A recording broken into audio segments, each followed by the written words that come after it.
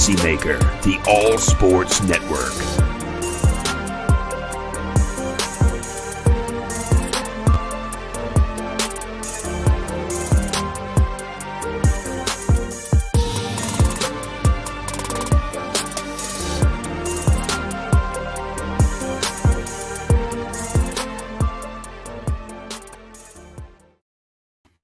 Welcome, ladies and gentlemen, to another LegacyMaker Sports News Update. I'm your man, Darrell Owens, bringing you some little bit of sports news here. But with me today, I got a special guest. Now, you probably say, special guest? What is that all about? Yes, my brother, my right-hand man, my partner in crime, Mr. Jeremiah Quimby, joining me here on the LegacyMaker Sports News Update. Jay, how you doing today, brother? I'm doing great, man. Another blessed day here on planet Earth. Yes, another phenomenal day here on the planet Earth as we are a bit hot, but a little hot. It was a little bit hot out there today. It was actually a little bit too hot out there today. I was like, man, this thing needs to calm down just a little bit, just a smidgen. But once again, we are here to bring you. We're going to talk a little bit today about Julio Jones and where in the world will Julio Jones land. Now, we learned today that they are talking about taking Julio, or at least Julio could be traded by next week. We've heard those whispers. And, you know, before we get into our top five and all that stuff, Jay, what are your early thoughts in this whole Julio Jones situation? Because we had the whole Shannon Sharpe thing happen where, you know, Shannon came out here and he's like, hey, you know, what's up, Julio? He just asked a hard question, man. He just I mean, after hearing some things, you know, we talked about it in the offseason. Julio over 30, still producing. I'm not going to take that away. Over 30, but then also, you know, Ryan, he's old, and it's time. I mean, they need to rebuild, plain and simple, and you didn't see very much building done there. Yeah, I mean, it's crazy. You know, new GM, new coach. We've seen, I guess, the foundation, I guess you could say, of what they're eventually going to try to do here. But we've heard whispers of Matt Ryan getting traded for a minute now. We've heard Julio for the last maybe a couple of years. We've kind of heard whispers of Julio getting traded. But of course, you know, this whole situation with Shannon Sharpe, they go on to the air. They go on air. They were on air on Undisputed, and Shannon said, I'm going to call him. And he gives him a call, and Julio lets him know how he feels. Now, the big problem in a lot of people's eyes is like, wait a minute, did Julio know he was on air?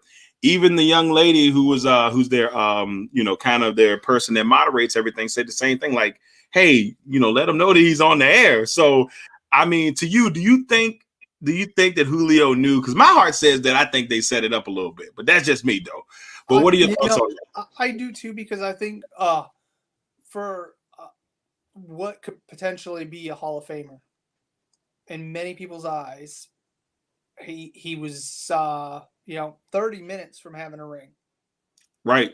Didn't get his ring, and now it's all about chasing. You know, to be honest. So I mean, it feels like a bit of a setup. And the other thing that coincides is, you know, if they wait and trade him after Tuesday, they're only accountable for, I think, like $7 million worth of his cap. Right. So I mean, it's like $40 million. So if they're slick, they could make off like bandits in this one. I just think that the whole situation for me just was kind of, I mean, we start to hear like, because you hear them say that, you know, Julio asked for this trade a minute ago. Now, when we first started hearing rumblings, maybe after the offseason first hit, you heard you heard things like, oh, well, they're interested. You know, they kind of threw it out there. But we never knew that Julio asked for the trade. And maybe Julio said, I got to force this thing. I got to make this thing come out. They asked, they wanted a first. I heard that during the draft, or even before the draft, they were offered a second. They turned it down, which, okay, I could see that. Right. But Julio forcing the hand, there's been so much more power put into the players' hands lately, that the GMs, like the one I won't mention for your team, we will not talk about him. get it together and become a little bit more personable. You know, you said at the top of the mountain, but that doesn't make you Almighty God. Right.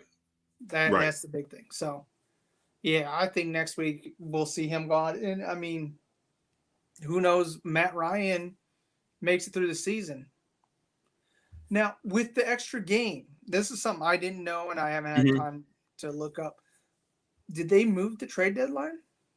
Now that I'm not 100% sure on myself. I have not heard if they move the trade deadline, but if they do, I mean, because secondly they had a week 8, so would they move it to week 9? I mean, I don't know. Maybe that's something that's got to be collective bargaining. I would not know for sure. They expanded the rosters Right. for I think it's like 90 guys now instead of 86. I mean, it's 4 guys, but when you're scouting people, that's huge. Exactly. 4 positions is huge. It's absolutely huge. So I mean, this whole situation is not as bad as that one that's going on up in in Wisconsin, but it's definitely got its itches, And so I mean, we're here. Me and Jay wanted to kind of come on today and kind of give you our thoughts on the top 5 landing spots. Now that we've heard a couple of names out there in the mist, so me and Jay are going to give you our top 5 here. Jay, you ready to get this thing started? Let's do it. All right. So first, we start off with number 5. All right, and on this one, me and Jay agree wholeheartedly on this one that we could see the change in here where Julio lands in San Francisco. Jay, tell us why Julio can land in San Francisco. Well, we both agreed upon this. He had his best years, 2 All-Pro, I believe, years under Shanahan has his OC. Why not go there? You got Deebo Samuel. And I cannot say the gentleman's name they drafted last year in the first round. Ooki. Brandon, Ayuk. Yeah, there you go. Ayuk. Yeah, we destroyed it in the first round. And when he's healthy, oh my god, yeah, he's great. But when he's healthy, and they brought in Sanu, who also has a little bit of the Shanahan knowledge. Besides that, their depth is shit. Yeah, I mean, you look at this team, and for the longest time, they've got young, talented receivers. Last year was kind of rough because of their quarterback situation was once again, for the second time in 3 years in a really bad spot. Jimmy G being hurt, and both of those years, obviously the year that Jimmy G was healthy, they went to the Super Bowl. But so what can they do? I mean, if you're getting Julio Jones here, that would be phenomenal for San Francisco. Oh, and you got one of the, if not the best tight ends in the league too, in Kittle. Exactly. And with that the zone blocking run scheme that they run, any guy that comes in there that can make one cut and run can be a feature back in this league in that offensive scheme. That offense can be amazing, and that defense is already top notch. Exactly. I mean, they don't have that much. They haven't really lost that much on that front. Like last year was just tough because of the offense and tons of injury. No Bosa. I mean, I can go on and on, but this would be a great spot. And I got to say, if this happens, it would not surprise me one bit. The next one, number 4, I got the Tennessee Titans on this one. We've heard A.J. Brown come out and say, hey, I want you here in Tennessee. And Jay, you went to another AFC South team with the Indianapolis Colts. Now, I have not heard this name a lot, but this one intrigues me the most here, Jay. Why the Indianapolis Colts? Okay, they got the money. True. That's the number one. And the one, they got Wentz now. The one thing that they have definitely lacked I can go back to Reggie Wayne, is solid, healthy wide receiver. And you imagine even putting him with Pittman Jr., Paris Campbell, T.Y. Hilton if he's out of his wheelchair. I mean, and this isn't nothing at Hilton, but he's on the wrong side of 30. Right. Getting up there in age. So, I mean, it's definitely got to be. I mean, he might be 29, but the way he's been on the field, you just got to have them players there. And they drafted a wide receiver in the 7th round this year. Yeah. Oh, they brought in J.J. Nelson, but J.J. Nelson's just a speed guy. He is not a route guy. And, he catches about, I think he had more drops the last year he played than catches. See, I like that for the Wentz factor. If they can get him in there and with Wentz, and obviously they would have a phenomenal number 2 within those group of receivers they have there. That'd be great. Mhm. Tennessee, I chose Tennessee at 4 only because they lost everybody. No Humphreys, no Corey Davis, No Smith. no Juno Smith. Mhm. And I look at that Tennessee team and say, wow, they did bring in Josh Reynolds, but He's more of a slot guy than an out. he's a slot guy. So and AJ Brown, and I hate to say it, but I think AJ Brown knows it. He's like, look, man, I didn't need another. He's going to get double teams this year. AJ Brown is going to get, like, these first 2 years in the league, he's shown off. He knows he needs a Julio type of guy on his side to help him out. And I think that's what that comes down to. He's like, look, man, I know. Oh, but and he really, really tried to get them to draft the gentleman out of Ole Miss in the first or second round this year. Moore. Yeah. Is that his name? I could be wrong. I think it's Elijah Moore. Elijah Moore, I believe. Yeah. And they didn't. They really didn't address that. So for me, they could. I mean, again, another good offense. A lot of people don't think Tannehill's the quarterback to get him over the hump, but look what he's done for them when they had nobody. He's been great for him. I mean, you go back and look at it, he's been exactly what they needed at quarterback, and of course having Derrick Henry, the monster back there, you're in great shape. So, but how much credit is left on Derrick Henry? He runs. I still think Henry has. If I had to say, I think Henry still got maybe two strong years. 2 strong years, maybe 3. I mean, I think so. I mean, look, he's taking a lot of beatings, but I mean, he's also giving out a lot of beatings as well. So, some running backs are just, and he had a late start in his career. Like, it was kind of slow in the beginning, and then he kind of burst, and onto the scene. So for me, I look at him like, okay, now, I can agree with that. Yeah, so it could be a little bit late in the game. Okay. We'll see. Now we go to number 3 on our choice. Me and Jay, once again, the brains collaborate together, and we both went with the Los Angeles Chargers. And I think we both, Jay, on this one, will probably say the same reasons why we picked the Chargers. I mean, health. Yes, health. Young quarterback. All right, you got a monster arm. You got and then let's not even forget the fact that guess what? They got Mike Williams there, which I don't know. He may be involved in that trade if that happens. You got Keenan Allen there. You did bring in an older Jared Cook, but a very wise tight end in Jared Cook. You keep reassuring that offensive line. You draft Slater. In the 3rd round, they got Palmer out of Tennessee, right? Who has a good upside, but he's got to work on his route running. Right, so, and if you're gonna have those 2 together, they'll be great. You know what I'm saying? And so, but on the other side, the defense, that secondary is huge when they're healthy. Derwin James here is healthy, but that's like saying I'm healthy.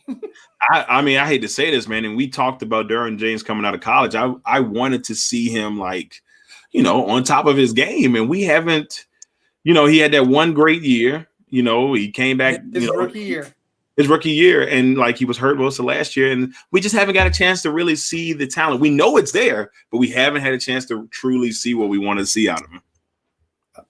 Exactly, because I mean, the last time I was that excited about 2 safeties coming out was when Polamalu came out with Ed Reed. Oh man, I mean, they were just they were amazing. Absolutely amazing. They had Minka Fitzpatrick come out, and then, along with Derwin James, and James, he has the potential to be stud. Potential is all what you do with it. Exactly. So I mean, we look at this now. Chargers. We both got Chargers at 3. Could be a pretty big deal for LA if they can bring him in with Allen. Man, that could be dangerous. Now we move to number 2 on our list. I've got the Pats. Jay's got the Titans. And, I think, both of our reasons are going to be, these are the 2 names that a lot of people have been kind of tossing around. It's funny that we both kind of have them at number 2. So Jay, why Tennessee in your opinion? Well, they lost Corey Davis.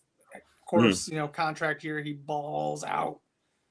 And, they drafted one wide receiver to replace that, brought in Reynolds, Reynolds is great in the slot. That's it. He is not an outside guy. Right. That can go up against a bigger corner and get space. So, and right now with all the stuff that they have there, it's win now in Tennessee. It's been win now for the last 2 years. Yeah. If Vrabel don't make it over the hump, at least, get into a Super Bowl, he's got to go. I love and it's crazy because he got to the AFC Championship game, and everybody thought, man, that next year, even I picked them to win the division. They won the division. I thought that they could make another trip to the AFC Championship game, but they fell a little short in their journey on that one. But I look at this team and I say, well, like you said, they need something. And I felt like they lost more this offseason than they gained. So in my opinion, they took steps back when they needed to take steps forward. Bringing in Julio helps you bring that step forward. Absolutely. I really thought that they would do more along the pass rusher side. And I know this is not about Julio, but Melvin Ingram's visiting the Dolphins. And he's the, as far as I'm concerned, the best outside pass rusher that's available right now. That's still out there. So, I mean, Tennessee, if you're looking, hey, there's Melvin Ingram out there. Now, on my end, I picked the Patriots. Now, this one, obviously, the Patriots have signed everybody and their third cousin here in the last, they just, we're going to grab some people. We're going to see how it works out. But now, they grabbed some people, they grabbed everybody. They grabbed everybody. They spent the most money they've ever spent in free agency. I believe you told me they spent the most money in free agency history, if I'm not mistaken. Is that correct? Yes. Yes. So, I mean, they have put some money into this. And last year, we see Cam come in there. Yes, it was kind of late in the game. It was a pandemic season. Now Cam's had a whole year into the system. And they've got him all this help. All the defense should be back. A lot of the guys that said they weren't playing because of COVID should be back. How many touchdowns did Cam throw for last year? I don't know. I'm not even gonna lie. See, that's what I couldn't even tell you. I mean, and they were still like competitive. Not like, we're winning a lot of games competitive, but you couldn't go in there and say, we're just gonna roll over the Patriots. That wasn't gonna happen. It's still gonna be competitive, but it wasn't the same, man. And Julio could help them, but they would right now, the way Belichick is pulling and scratching to stay afloat, in my opinion. Mm-hmm. And I'm not going to try to take away. He's one of the greatest coaches ever. But he is just trying to find talent because they took Quan Harry, or is that how you say it? Neely? What's the wide receiver? Neil. Harry Neal. Harry Neal, yeah. They took him before this guy in Seattle got drafted. What was his name? DK Metcalf? Oh, yeah, that guy. And, they bring in Kendrick Bourne and Nelson Aguilar. Nelson Aguilar had a great year last year. He's every other year, man. He's 10. This is going to be a bad – I hate to say it, it's going to be a bad year for him because he's every other year. He's been in the league. Has been every other year. And they brought in two premier tight ends to run the Belichick's two tight end system.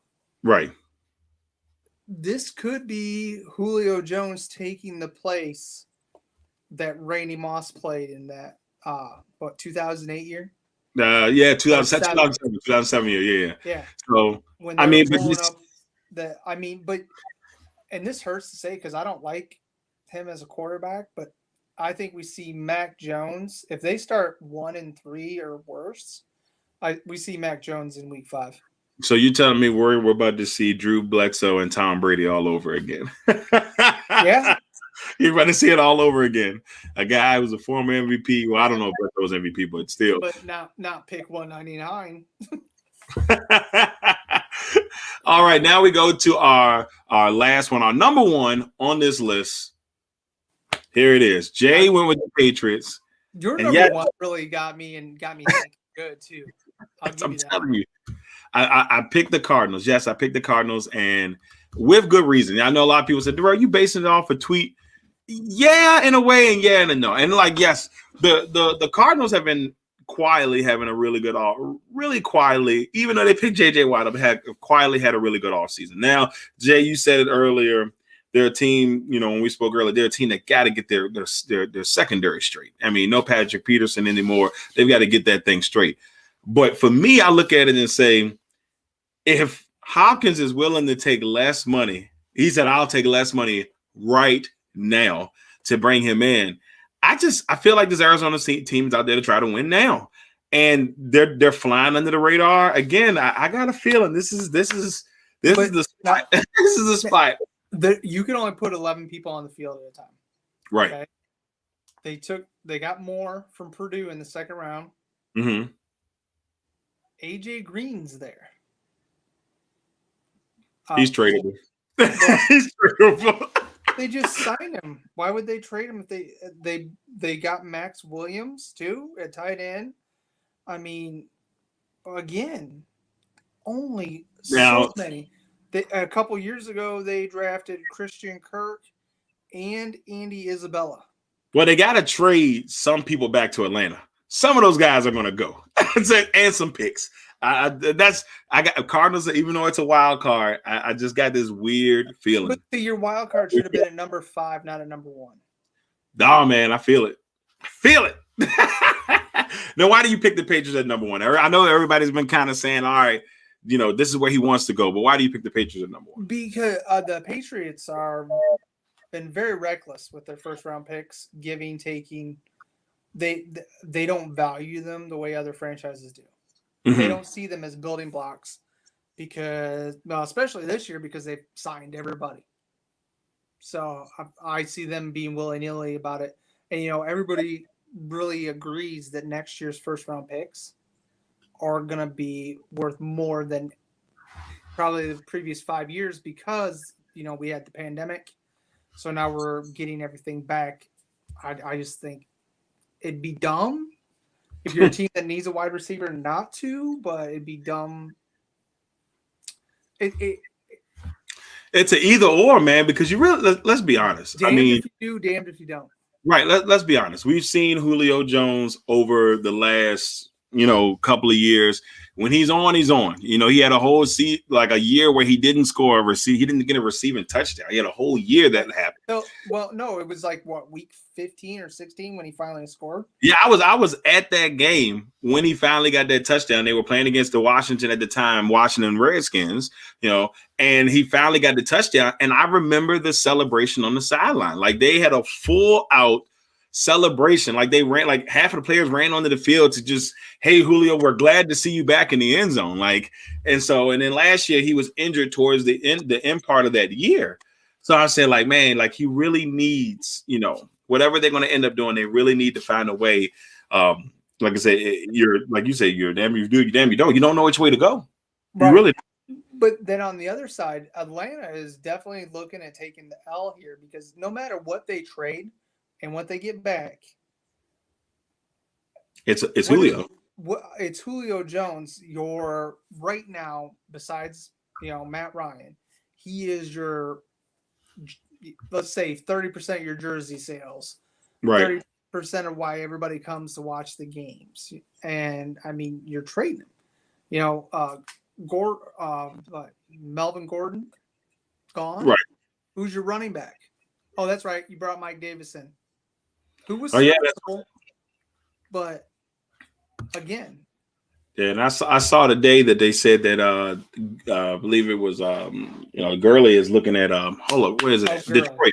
Yeah, Gurley. So Detroit, he's in Detroit now, looking to see, and Detroit's already got a couple of running backs, plus they signed Jamal Williams in the offseason from Green Bay. So, it's going to be an interesting couple of months. We still got a whole bunch of solid free agents out there. So, but we got OTAs actually going on finally at a norm. People are going to get hurt. It still baffles me that Larry Fitzgerald hasn't been signed. I'm baffled. I think that he's waiting. It might be to the very end before we find out what the deal is with Larry Fitzgerald. But hope he doesn't. Bro. No. I wouldn't be surprised at this point. Y'all. I don't know where y'all are getting money from, but I don't know where y'all are getting money from. But it continues to happen. It continues to happen. All right, everybody. This has been the LegacyMaker Sports News Update. with your boy Darrell Owens, and of course my special guest, man, the host of the Breakaway on the Legacy Maker Sports Network and co-host of the Legacy Maker Sports Podcast, my man Jay. Look, Jay, man, thank you for coming on, brother. No Truly problem. appreciate it. Everybody, God bless. Be safe. All right, everybody. We'll be back on here soon in the next couple of days to bring you some more of the Legacy Maker Sports News Update. Peace.